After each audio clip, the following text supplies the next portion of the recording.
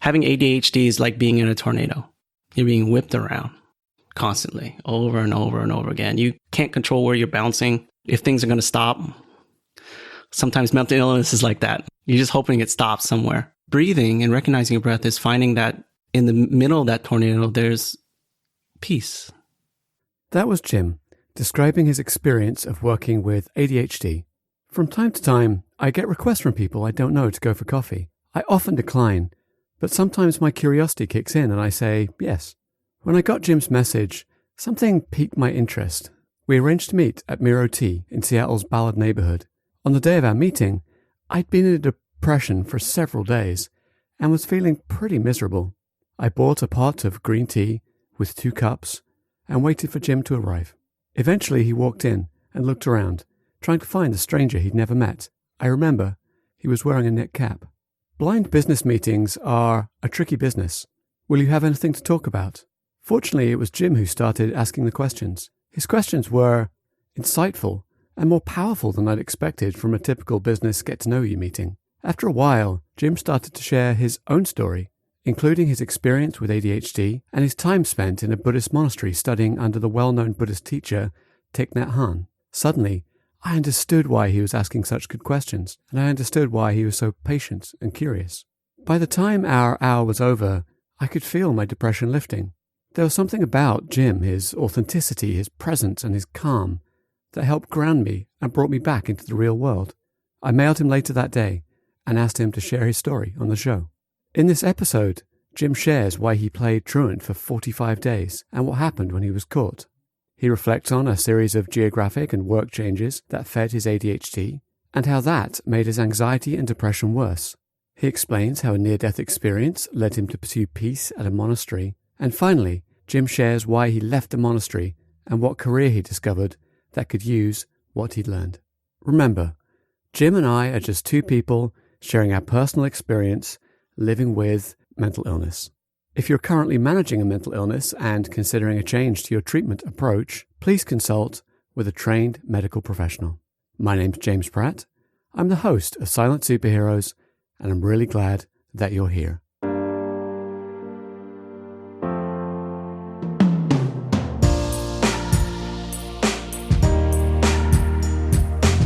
Welcome to the Silent Superheroes Podcast, a series of frank conversations about mental health at work.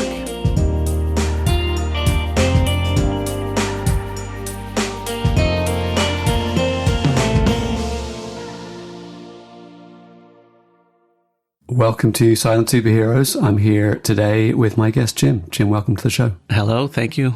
Thanks for having me today. Jim, tell us a little bit about yourself. Wow, I'm 45 years old now. Obviously, we'll start with that so we can gradually go backwards. I was on the last military plane out of Saigon.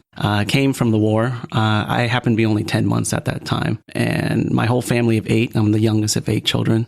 And my parents, to get all our family from Saigon, Vietnam to Seattle in America was a challenge in itself. But then grew up in the Seattle area, went to college here. I wasn't like everyone else. Sometimes you recognize that early. Sometimes you recognize that a little bit later. My recognition of that was probably 3rd grade. I realized I couldn't read.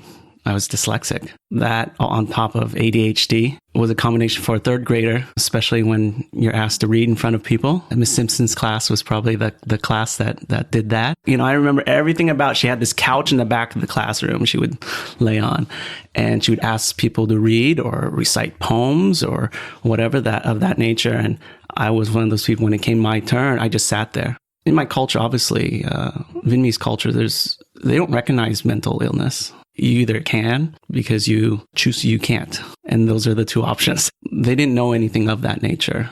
They just thought I was being lazy or I was avoiding school and those natures. But that caused me to rebel because it was obviously very traumatizing at that age to be in front of your peers. And you can't do it, and then they laugh at you, or I start skipping school. I skipped almost 45 days at one time. Wow. In a year, I see. In years straight, and then I got caught doing it. I would pack my lunch every morning and pretend I was going to school, walk out, and I would split off from everybody.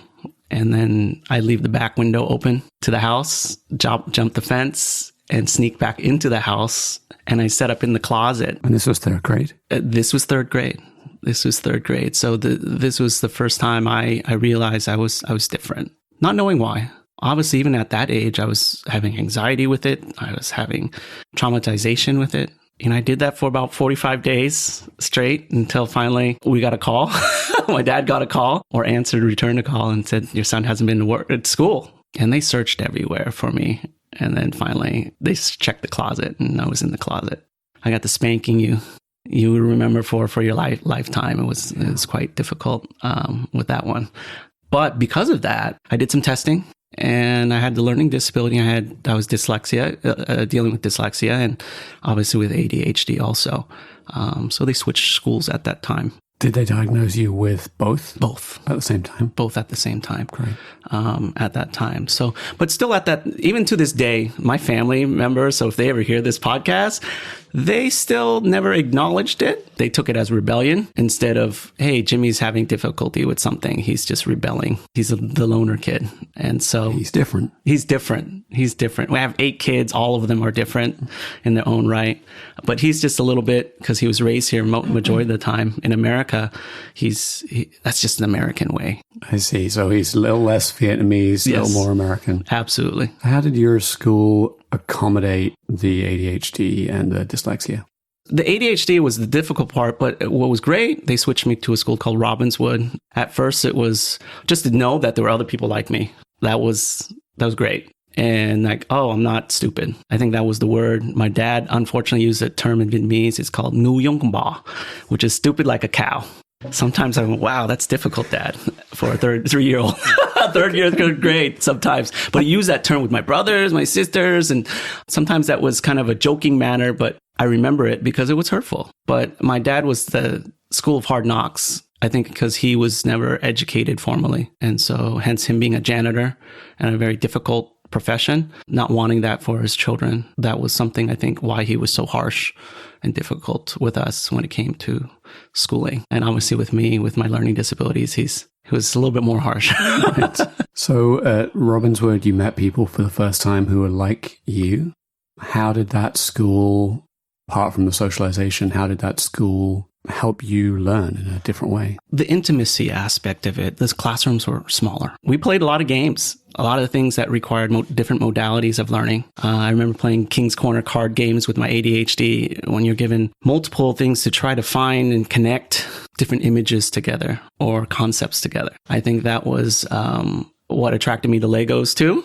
Building blocks and putting things together because my mind naturally was all over the place. There's pieces to everything that I was constantly being attracted to. I look at it as your mind is open to everything, unfiltered. And that's where it gets overwhelmed, especially at a younger age. And obviously with the reading aspect, because of the smaller classrooms, you had a lot more one-on-one with the teacher in regards to that. And because of being around other students that had learning disabilities, a variety of different learning disabilities, it wasn't as embarrassing. Teachers were more geared to teach towards your challenges in that way where it wasn't as embarrassing to try. And this would have been roughly when? I was in third. They discovered third grade. So I was at Robbinswood for 2 to 3 more years. In middle school, 6th grade, I rejoined traditional education.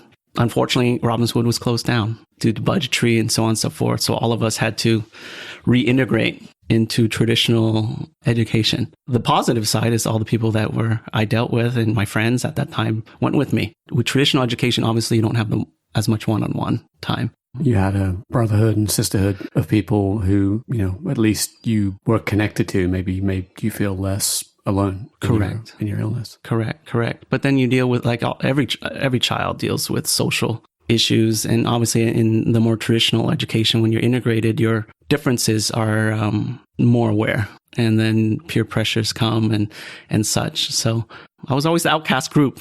I was always the minority, other than my being Asian myself, I was automatically thrown kind of in the minority group because I was even an additional minority on top because I'm Asian and I struggle with education. They come to Jimmy for being the smartest kid or he should know math or he should be good at those things. But I wasn't traditionally great at those subject matters, because of my learning disabilities. So kind of almost a double outcast. Absolutely.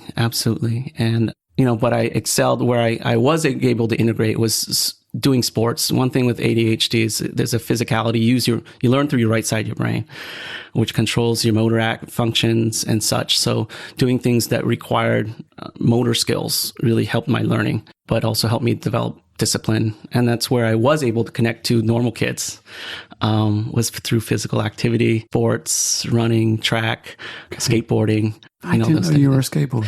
At that time, not anymore. My knees can't handle any longer. Mine either.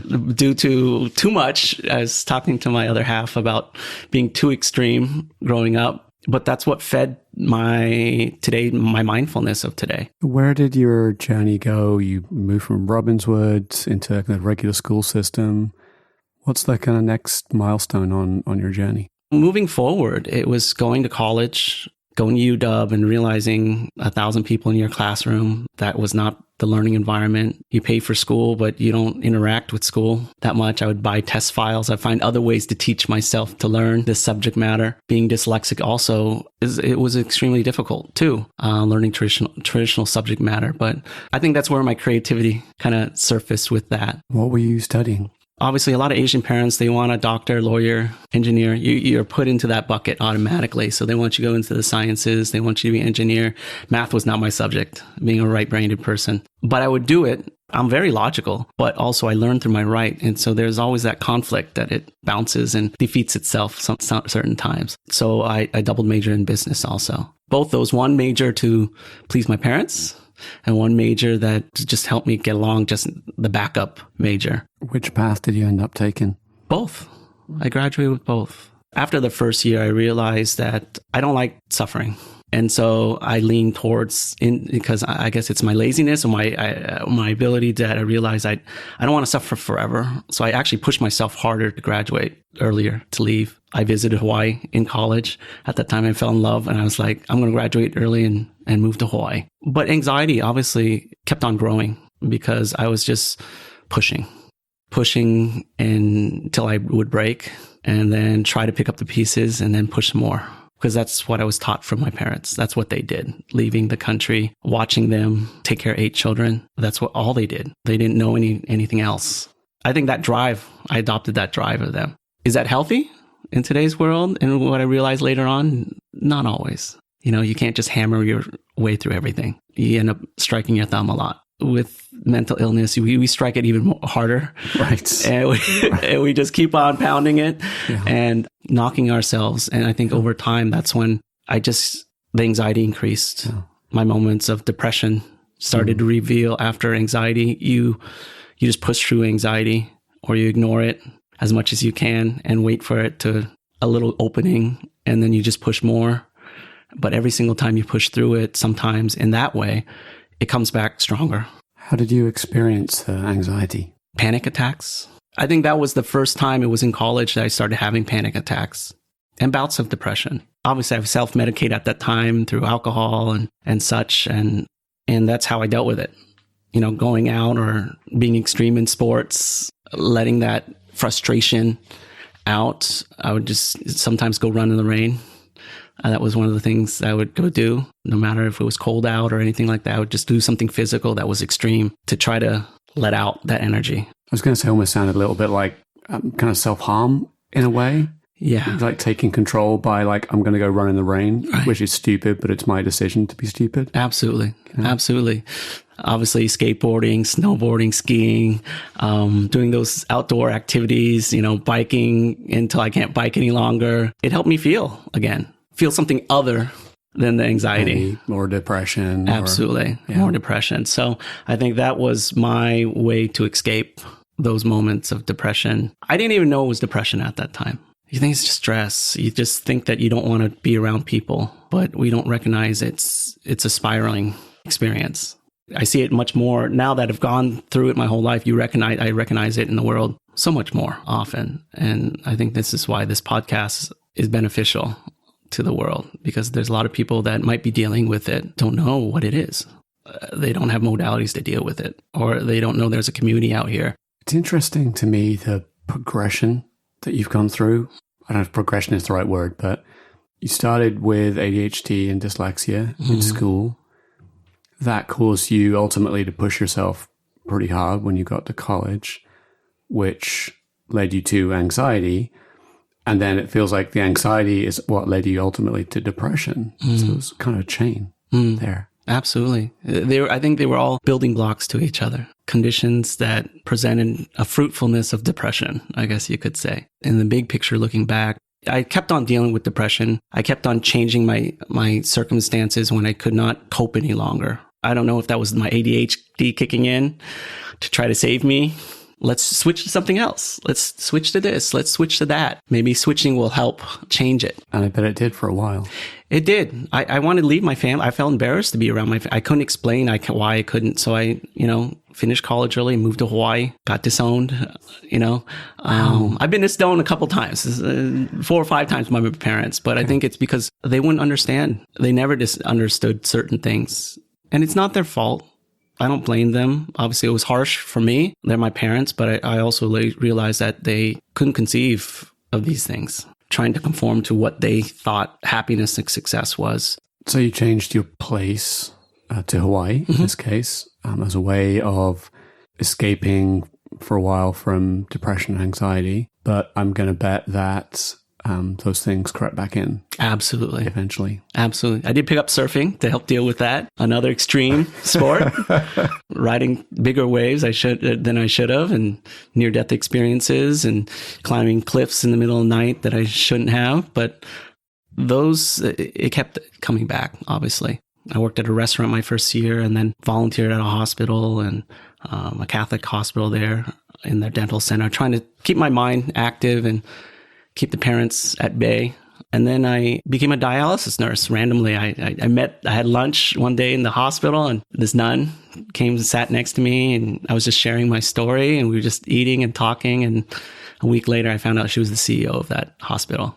Something I said connected with her. Maybe it was because I had a business degree and I had capacity to learn scientific things. But I think it's my ability to connect with people's difficulties and not be afraid to share about my own. That helped with patient care. Went through a short program there and actually worked with kidney failure patients for the next 4 years. That was in Hawaii. And so you deal with a lot of different things. You deal with codes and death and people that are on the last leg of their lives or trying to cope with that, which was very nourishing. Again, I think it brought me back to Robbinswood, that I'm not the only one suffering. It's weird. People with mental illness, I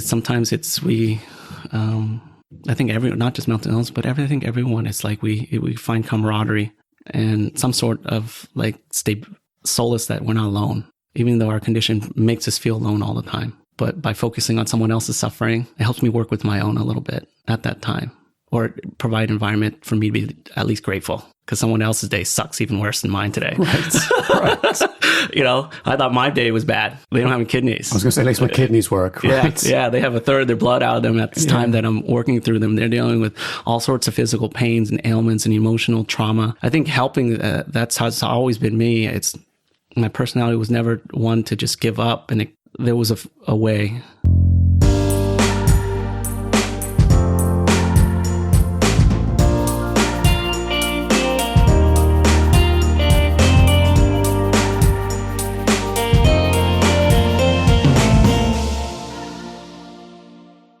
I was actually surprised to learn that there was a special school in Seattle in the 80s for kids with ADHD and other learning difficulties. But I'm grateful, because it was once Jim was outside the general school population that he started to thrive.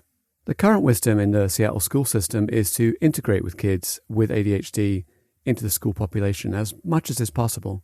It's interesting to hear Jim talk about how much better he felt being part of a community where they were all, in inverted commas, outsiders.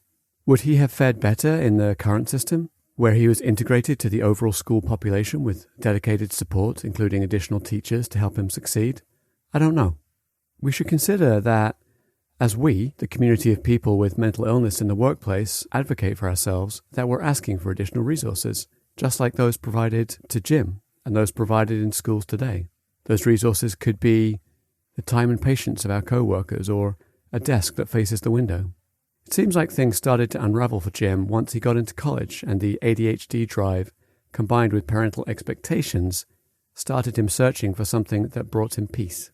Even the purpose and meaning of being a dialysis nurse couldn't stop his itchy feet, and it wasn't long before Jim was back on the mainland pursuing a new career. So you are out in Hawaii. You have learned to be a dialysis nurse. What was it ultimately that brought you back to the mainland? Hawaii's great. It was beautiful, but there was something missing. But also my anxiety was coming back dealing with high pressure situations. And I got to a certain point where I realized it's like I'm covering again. Maybe I need it. I'm hitting roadblocks. I started also dealing with depression, even in Hawaii. I have a love for music. It was one of my things, and hip hop and such. And I randomly ran into someone in Hawaii. We connected in such a cool way. He offered me, hey, I promote these large events up there and put together productions, large event productions, mostly in music, but he was working with artists I love, from Wu-Tang Clan to J5 to Erykah Badu to Common, but also electronica music in the Bay Area. So, I let's change it up, because I realized at that time also with nursing, my heart was in it, but the environment with nursing at that time, patient loads going up, quality of care going, I believe, down, me having arguments with doctors all the time with God complexes that had zero compassion. Pretty big change from a dialysis nurse to somebody promoting the Wu-Tang Clan. Yeah, it was a big change, but I think ADHD loves that. ADHD loves change, loves something different. I went ahead and did that and moved to the Bay Area. Unfortunately, the .com crash happened literally right after that. I moved down to LA. I only stayed in the Bay Area for about a year and a half. And then, obviously at that time, people lost a lot. And so those events were not as, companies weren't spending that much money on those type of events and such. So work brought me down to LA. I experienced LA, got into more marketing, advertising work, and got connected through some friends with banking. I went into the mortgage banking world because of money. For me at that time, money was freedom. Like everyone else, it was identity. Things were identity. I can finally, show mom and dad I was good enough. I didn't need to be a doctor. Didn't have to be a doctor. I could still handle it. The beauty of the ADHD, you learn to adapt very quickly. I learned to adapt very quickly in that aspect through change of conditions, changing all conditions and seeing what was there. I got into the mortgage banking business. I did very well in that business until it crashed. But before it crashed, people don't understand, or they don't get it because they don't have mental illness. They just think you're being a prick or an asshole, which I probably was. By a certain measuring stick. Absolutely. Someone I love very deeply. We were having harsh difficulties at that time, arguments, and life was good on the outside. I was really good at painting the picture on the outside, where people, which we all do with mental illness, that deal with it, they're like, oh, they're great everywhere else. It's like almost a sleight of hand. We get into the sleight of hand practice a lot of times, this is why I like this podcast, because it allows us to kind of face it, that we don't have to play sleight of hand all the time. It brings it out in the open a little bit more, especially in the business world, professional world.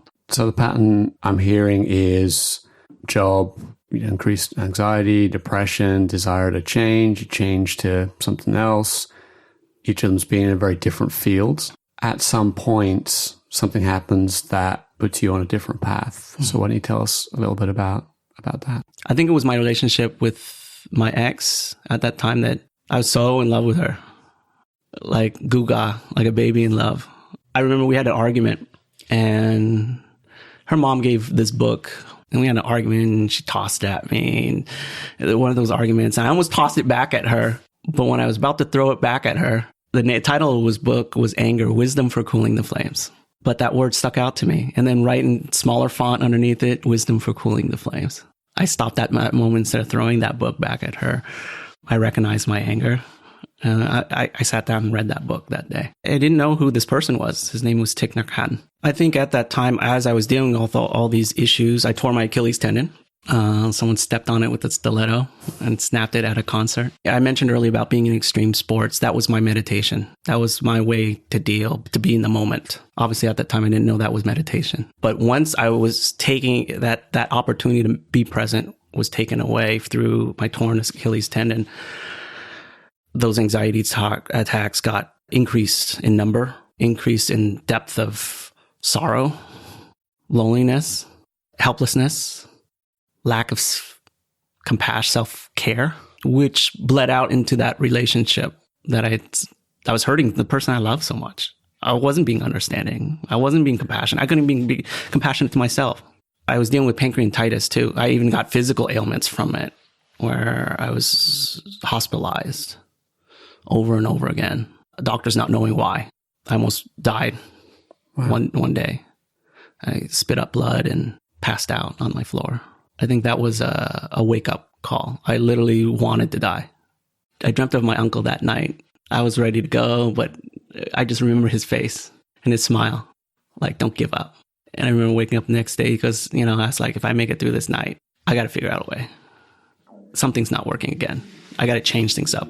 So when I got checked out of the hospital, I read some more of Thich Nhat Hanh's books. He had about 200 books. I said, I don't have any other options. Doctors are not figuring this out. I keep on getting pancreatitis. I might die at any time. I need to find some sort of peace because I'm not at peace. I have tons of regrets. People color retreat. I asked, hey, can I come down? Oh, we're booked. Thich Nhat Hanh's in town. Tons of people come down and visit him. This is a bad time if you didn't make an appointment or get space early. I went down anyway. Went down and they said, there's no space. I thought we told you we have no space. I said, I'll just sleep in a tent. You won't even see me. I'll be a fly on the wall. Something in his books resonated with me. I grew up not being very religious, maybe because I'm very logical in certain aspects. I didn't believe in hocus pocus. Everything was very ritual to me, a lot of religions. But it was the people of color retreat, people of all different cultures and races and religions, atheists, gay, not gay. All these people were there and they all carried one single thing. They were all suffering. I've never seen all these type of people in one place. And that retreat probably had about 800 people or so. The nun said, hey, everyone's this room in this one group. It's the abuse group. I went to that group and I was the only male other than the monk and nun leading this group. And they split everyone into these little groups. I remember this big circle, like 20 people and such. And it was silent. It was just crickets. It was a sharing group. Their practice was about being compassionate and together. In Buddhism, it's called the three jewels. One is the Buddha, your own awakeful nature. One is the Dharma, the wisdom that you find in the moment. And one is the Sangha, people that practice together with that. I never did that. Kind of dealing with depression and being introverted. There's a loneliness to it. Want to be out in the light. You don't want to expose yourself. Being in this group, it was so silent, too much for my ADHD. I said, screw it. Let me share something. Let me break the ice because no one was sharing. And I shared about my dad beating me that day from skipping school. But the minute I shared that, the dam broke for everybody. They started sharing moments of abuse, either sexual or whatever thing else that they dealt with. And it was very healing. By the end of that sharing, everyone's crying. And it's weird when you cry like that in an authentic way with other people that are suffering. It gives you space to be you, to be with your difficulties, wholly. 3 days go by, and I've never seen people from all these different backgrounds so kumbaya. I'm like, what did they put? Did they put something in the water here? I remember Thich Nhat Hanh, someone asked, it was a gay couple that were Christian, and they said, what do you think of us? We're told to evangelize, but we're not accepted. He said, do you believe the bird and the tree are both God's creatures? And they're like, yeah, but does the tree tell the bird not to be a bird and the bird tell the tree not to be a tree? But they both support each other. I'm not here to tell you to be anything than what you are. I was like, whoa, revolutionary for me. After that 3 days, though, I think I've never been around that. They never told you what to do. Never told you what was right or wrong. In fact, probably pointedly wouldn't tell you what to do, they wouldn't. Even if you asked. Yeah. Everything was an invitation, though. Yeah. That was beautiful. Everyone's invitation, there was a sense of freedom in everything. You can come walk with us. You can come meditate. You can choose not to. It's up to you. But I think if you're mindful and you're in the moment, if you feel something that allows you to, and this invitation is welcome, follow that, even if it's uncomfortable. Well, let's all sit in uncomfort together. There was a togetherness with it. And I guess that resonated with me going to Robbinswood, finally to be with other people that are like me, or dealing with moments in life that were so heavy on your own. After that moment, I actually asked to stay after that 3-day retreat. I remember asking, can I stay? And they're like, how long? I go, as long as it takes. I just got out of the hospital, almost died. I don't have any answers, but something felt right here this last 3 days. The conditions were there for me, hopefully to find some sort of peace or clarity with my life. I started feeling grateful. I think that was a big part of it. And so I stayed. Meditating for an ADHD person is not easy. I'm like, I can never do this. I can never sit still. I can't eat vegetarian food. You're kidding me. What was great about being around these monks and nuns, they made everything beautiful. They were so in the moment. They made vegetarian food delicious. They made sitting meditation such a beautiful, graceful act that you kind of wanted to do it. I'd wake up early to try to sit behind Thich Nhat Hanh every morning just to resonate some of his energy. But everyone wanted to do that. So I actually woke up like an hour and a half before everyone else did, like 4 a.m. It's so beautiful at the monastery. I remember waking up. There would be a monk. They would ring this bell and start chanting. And you hear it slightly in the distance as you slowly, gradually wake up. But I would wake up before everybody. I would sit and I would look at this ridge. I remember looking at this tree up on this ridge. Months go by. I actually end up traveling with them to UCLA School of Psychotherapy. They visit Google and Oprah, and we just travel sharing mindfulness with people, being with retreats with them. I was like, how can some breathing bring so much clarity? Something we literally do without thinking about most of the time. And I think that was something that to learn how to breathe, even though we do it, this tool of groundedness and spaciousness and healing and compassion and equanimity, breathing allows us to come to that place, to anchor to that place. I think a lot of people have heard the words mindfulness over the last, decade or so. Some people may have dabbled in meditation a little bit. How would you explain mindfulness to someone? Mindfulness is not what you think, literally. Having an active mind with ADHD, we're constantly bombarded with thoughts, sensations, feelings. But the simple practice of being in the moment, because it requires no thinking to breathe. You can't breathe in the past. You can't breathe in the future. It requires no emotion or no thoughts to breathe. So if you follow your breath, you go to a place that thinking doesn't have to exist. You're still part of your thoughts. You're still connected to your emotions, but there's almost a spaciousness to it. For me, it led to being more conscious, obviously, and more awareness, which is what Buddha means. It's not a sky. There's a lot of people, oh, you're Buddhist, and it's this guy underneath a tree, and, Prince, and all this other stuff. That's great romantic story, but it was much more, for me, it was just like a person that dedicated to be more conscious, to be awake. That's what all Buddha means, is to be awake. I think dealing with mental illness is that we go to sleep a lot, constantly going to sleep with, we try to medicate to try to wake up. We try to, all these to cope, have conditions to wake up. And I remember this thing, it's called the Four Noble Truths in Buddhism. There's suffering, the conditions that create suffering, the removal of those conditions, which is the third noble truth. And then the last one is sensation of suffering, which is happiness. I was like, this is stupid simple. You stayed at the monastery, you learned mindfulness. I'm projecting that your anxiety, depression reduced some. They reduce a lot. We live so unmindfully in today's society, and we see the repercussions of that in our environment, in the way we treat people, our relationships. With mindfulness, with the practice of meditation, being in the moment, first it's the practice of being aware. When you breathe, you recognize that I'm alive. When you breathe, you can also recognize your body, that I'm in this body.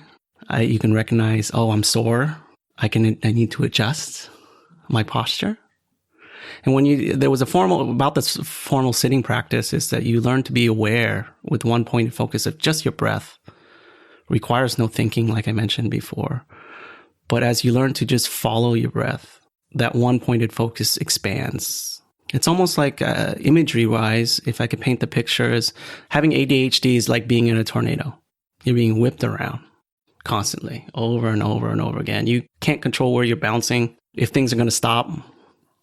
Sometimes mental illness is like that. You're just hoping it stops somewhere. Breathing and recognizing your breath is finding that in the middle of that tornado, there's peace.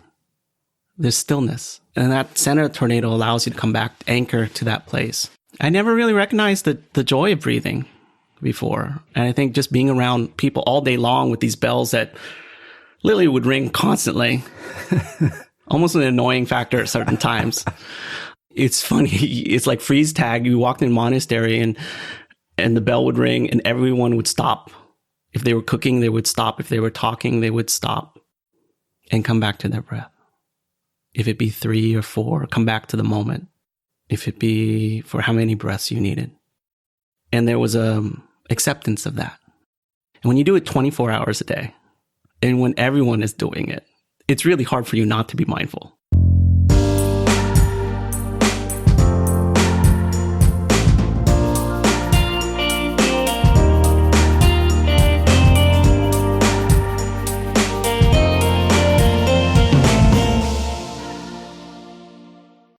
In this section, Jim notes that the monks at the monastery didn't tell him what to do or what was right and wrong. Listening back, I realized there was a deeper truth to that statement. I grew up in a loosely Christian household and sang in a church choir for years, but none of the teachings of Christianity ever stuck for me. Everything seemed too binary. Black, white, saint, sinner, do this, don't do that. As a result, I drifted from any sort of faith or spiritual system. Much later in life, I was going through a rough patch. I think it was sometime after I'd started to get sober and my mum had been diagnosed with cancer. A friend bought me Pema Chodron's book, When Things Fall Apart, and it was well timed. Pema is a Buddhist nun, similarly famous to Thich Nhat Hanh, and I guess life-changing Buddhist books can come into your life in lots of different ways, whether they're thrown in frustration or slid across the table while eating Chinese food.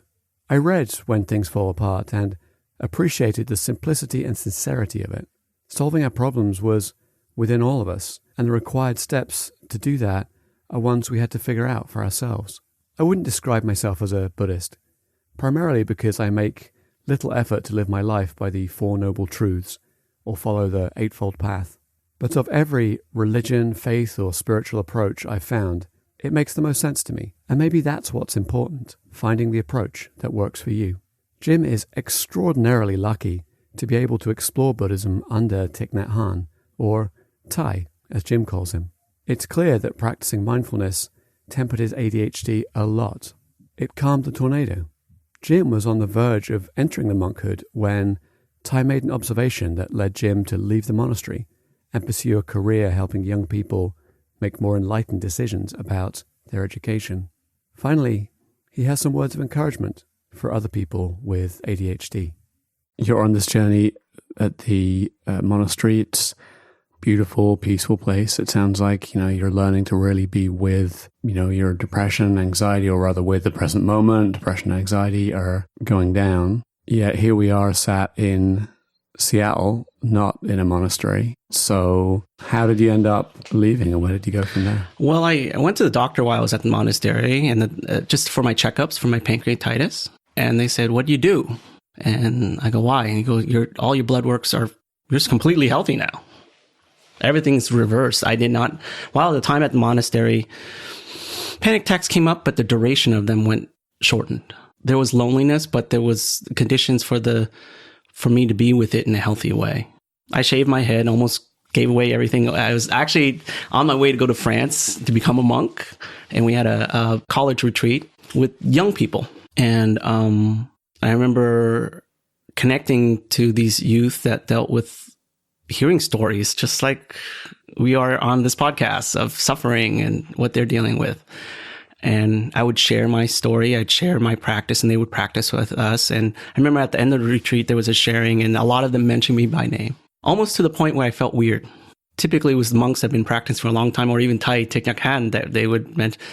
I cried like a baby. I was in the background. I remember I cried to the point where I couldn't pee for the next day or so. I was so dehydrated from crying. But it was so nourishing.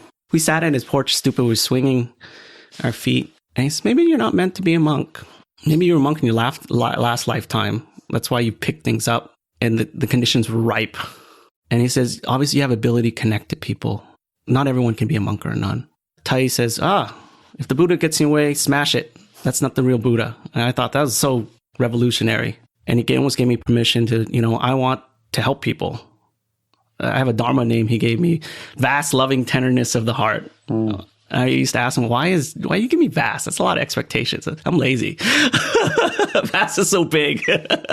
I was able to find my purpose, I think, there, a sense of purpose when it came to helping others. My ADHD that allowed me to be sensitive to everything around me gave me a sensitivity to everything, positive or less positive. From being a year there, I realized with everyone in the professional world, from doctors, lawyers, engineers, soldiers that visit the monastery, the other types of people, that they all were suffering. We were all suffering in so many ways from being unmindful, unaware. But at that time, I didn't know, okay, how can I help them? But I haven't left the monastery. I've been here a year. I go out for a little bit. I walk with the Sangha, with everyone else. They keep it. I've had it for this year here. I've had this sense of peace and happiness, first time in my life, for a year. A radical acceptance of every moment. How can I share that with people? I almost felt selfish. Like if I stay here, I'm being selfish. I need to go share it with my loved ones. I believe it was a conscious choice, a moment of wakefulness that says, I'm miserable. This sucks. I need to change because I don't want to keep on feeling this. And I realized it had epiphany. I remember reading a book, and you have to really love what you do. It's that saying, everyone says it nonchalantly, but I realized majority of everyone I talked to really didn't enjoy their work. If I wanted to reduce suffering in the world, for me, I realized I'd help people find a career that they love. If I asked everyone here to ask me, what is happiness to them? Most people have no idea. It's this, I'm happy. Majority of times they're distracted, or they don't even know why it makes them happy. I'm drinking my tea. Why does this make you happy? Because when I recognize this tea, I recognize that it's steeped for 20 seconds. I recognize that, hey, there was a farmer that had to pick this tea. I'm drinking a cloud. Tai says a lot. When you drink your tea, you drink the cloud. You can be part of the cloud. But a lot of people haven't recognized those things of happiness for them. If it be something simple or more complicated. How did you then help people find their happiness, their purpose? What made them happy? In today's world, we're so reactive and not proactive. It helped me, and I want to share with people that we can be proactive, but we lack the tools. Majority of people lack the spaciousness to be proactive. We're constantly going from one thing to another. Me evident with my ADHD, we're going from one thing to another. We're trying to take care of everyone else. We're distracting ourselves from our own unhappiness. And it builds up over time. And we work in jobs, or we work in environments that don't allow us to be mindful. For what? Because mom and dad said having this means happiness. Society says this is happiness or success. Society says this is normal. We judge ourselves so harshly, constantly. There's this story that Tai shared with me. He says, if I have this cup and someone's supposed to drink, your loved ones are supposed to drink out of this cup, but I put a handful of salt in this cup, can anyone drink it? And I'm like, no. If you put that same handful of salt in a big river, can you drink the water and your loved ones drink out of that water? I go, yeah, because the river, that salt is not enough. That salt is suffering, our own difficulties, our own depression, all these things we don't take care of that are in our lives. That's part of life. I was making everyone around me suffering. He goes, well, when you practice mindfulness, you turn yourself from the cup to the river, and you have enough spaciousness, like the river has enough spacious, dilute all the suffering. How your mindfulness practice help you, in your work? I wanted to really help people find a career that they love. Obviously, helping the youth, our children are our future. Sometimes I realize helping the people that have already adults, they equally need the help, but it's harder for them to change things. And I realize I'm lazy. Let me work with the children first, or the youth, so that way their mindfulness can spread through their families, can spread through other things, the people they come in contact with. I was able to ask questions, to interview students every day about their goals, about their values. I would invite their parents and loved ones there, if it be adult or someone in high school, trying to figure things out. Majority of parents never ask, what is happiness to you?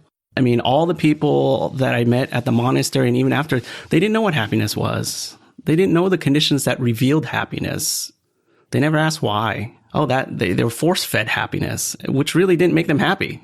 You took that mindset that you learned in the monastery of creating space for learning, not necessarily telling somebody what to do, to help students that were coming through the Art Institute make good choices about where they went next. Absolutely. Even if not going to Art Institute was the choice. Even recognizing, questioning, helping them question why was that important to them. What were the conditions of happiness? I would actually invite every student to write a list of what happiness was to them. How did they feel when they were happy? And some people have never done that before. A third list of what are the difficulties keeping them from reaching those, connecting what makes them happy to their future. And then have them reflect on those 3 lists. And we would just sit and talk about those things. Parents would like, oh, he's doing homework. He's actually doing what you're saying. They've never seen their child write about these things. I learned more about my daughter in the last hour and a half interview with you than her whole life, because he never created space to be mindful of her, what she really wanted or how she felt, or challenged her to create that space for herself. Earlier in your career, it felt like you were changing roles fairly frequently. How did your stay at the Art Institute compare to earlier in your career? Well, I just ended my stay with Art Institute, but the 10 years I was there, I still dealt with challenges in life. You know, I moved back here to take care of my parents, which brought a whole nother level of challenges. Yes, I bet. My elderly parents, all my old afflictions and suffering revealed themselves again very quickly, because the conditions that caused my suffering were in my face again.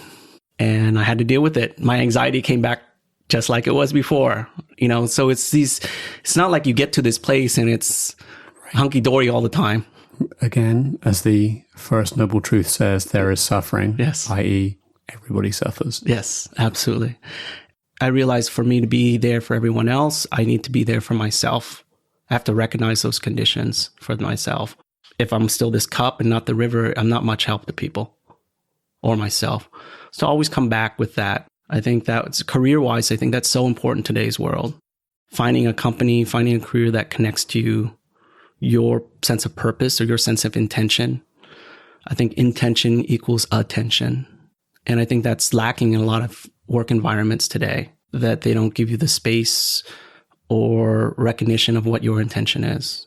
If you could speak to somebody who works with ADHD, what would you like to share with those people? I think the first thing is breathe. I knew you were going to say that.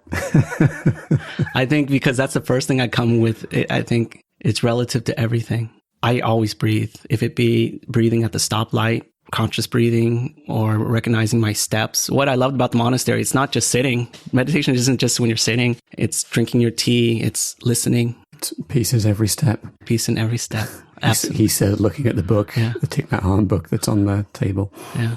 If you could go back in time to a point on your journey and whisper something in your ear, where would you go and what would you say? I think gratitude helped me. I looking back in time, I wouldn't change a thing about my journey. I wouldn't change the suffering. I wouldn't change my depression. I wouldn't change my ADHD. I wouldn't change the tears and the loneliness, because they were all conditions for me to be awake now. Without those things, I would be a completely different person. And I think that's with people with any mental illness. Don't judge yourself. See that when you breathe, you can recognize that all these are leading to this wonderful place. Yes, it's painful. Yes, it's difficult, but those conditions are ripening, and they'll ripen to a place just like when I was on my deathbed, to a point where I was forced to breathe, unfortunately. But it was fortunate also, equally fortunate. When I tore my Achilles tendon, I look back and I go, oh, unfortunately, I lost those types of meditation. But I look back as that forced me to learn how to breathe even more through sitting practice and things, because I was immobile. It provided an environment for me to sit down and enjoy reading and learn how to communicate with those areas. It led me to another place that I could bring all of me. Hate to be a John Legend song, but to help the world. You know, I think that this place in the world, I want to go back to the business world now, because I realize that school is great. I want to help the youth. Even if I help them, they're going into an environment, professional world that is inconducive to being mindful. And so whatever I help them with it's going to deteriorate over time because the environment with professional environment right now sometimes is so goal oriented in certain aspect that it's not conducive or aware to take care of everyone, to accept everyone for what they are, accept different ideas from the top down. There's lack of openness. There's lack of equanimity. Everyone's good at saying it. Oh, I have company culture.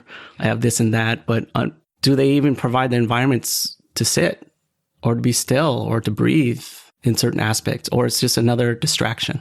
That's what I taught at the school, actually. Sometimes I would just share mindfulness. Who wants to take a walk with me? I did a lightsaber.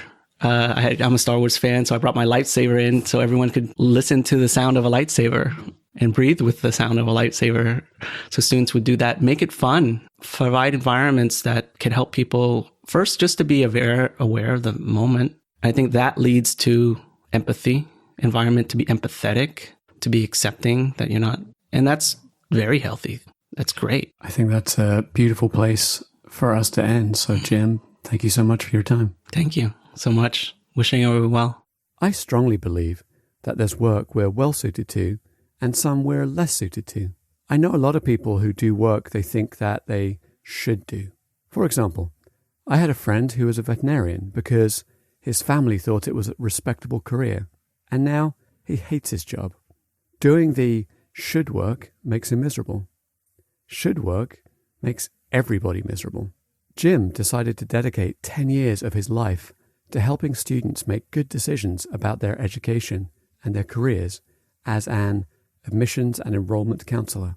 He tried to help them avoid their should choices, using his ability to ask questions and his ability to create space for people to slow down and think. Jim brought everything he learned at the monastery to bear, asking people questions rather than telling, treating answers as neither right nor wrong. What I'm taking out of talking to Jim is the importance of slowing down. Slowing down at work, slowing down at home, slowing down before you throw the book. Take a breath at the stoplight. Meditation and mindfulness have been shown to help a lot with mental health conditions, and I know it works from my own experience. And if finding peace means that I can spend an hour in Jim's presence and it pulls me out of a depression, imagine what it could do if we all found that peace and applied it as a way of living. I hope you've enjoyed listening to my conversation with Jim today. If you have enjoyed this episode, I'd really appreciate it if you'd share it with somebody else or maybe a few people who you think might enjoy it too. You can also leave a rating and a review on iTunes or wherever you get your podcasts. And if you want to find out new episodes as they're released, you can join our mailing list at silentsuperheroes.com, or you can like us on Facebook at facebook.com/silentsuperheroes.